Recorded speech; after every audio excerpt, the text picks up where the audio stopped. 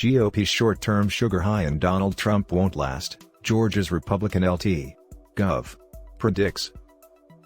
Trump remains extremely popular among Republicans, but Duncan Aruges Trump fever is going to break.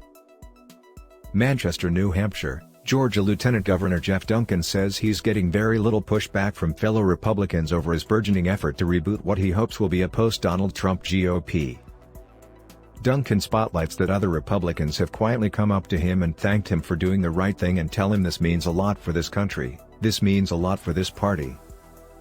Georgia's lieutenant governor made his comments in a national exclusive interview with Fox News and during an address to an audience at the New Hampshire Institute of Politics on Tuesday, where Duncan kicked off the inaugural event to sell GOP 2.0, the idea behind his new book and his evolving push to fix a Republican Party that he says has been damaged by former President Trump.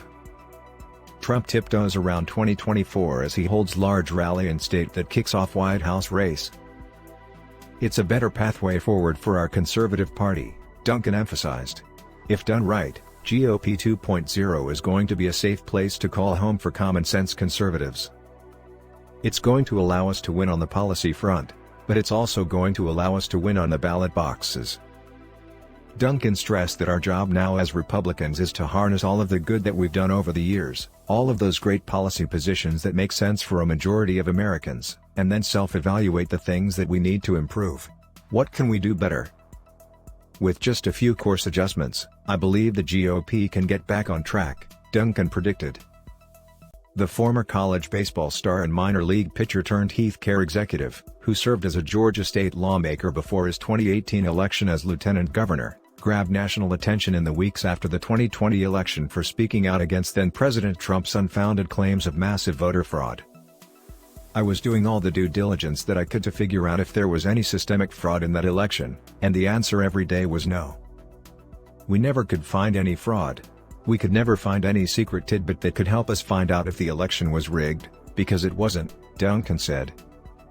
Georgia was one of 6 states where now President Biden narrowly edged Trump, helping him win the White House.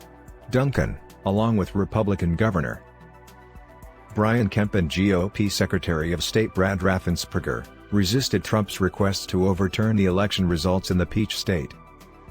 "I was very aggressive early and often in speaking against the fraud," Duncan said. But his public pushback in national interviews against Trump led to threats against him and his wife, which necessitated protection by state troopers. The path Duncan is currently taking is perilous, because 9 months removed from the White House, Trump remains very popular with most Republican voters and extremely influential with GOP politicians. The former president continues to play a kingmaker's role in party politics and teases another presidential run in 2024. But he also continues to relitigate his 2020 loss to Biden and pushes for election audits in numerous states across the country.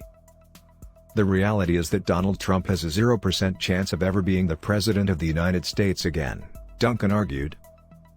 "It will continue to become more and more obvious to folks across the country that this is an unwinnable strategy. This divisive rancor, this divisive tone that alienates is not a winnable strategy.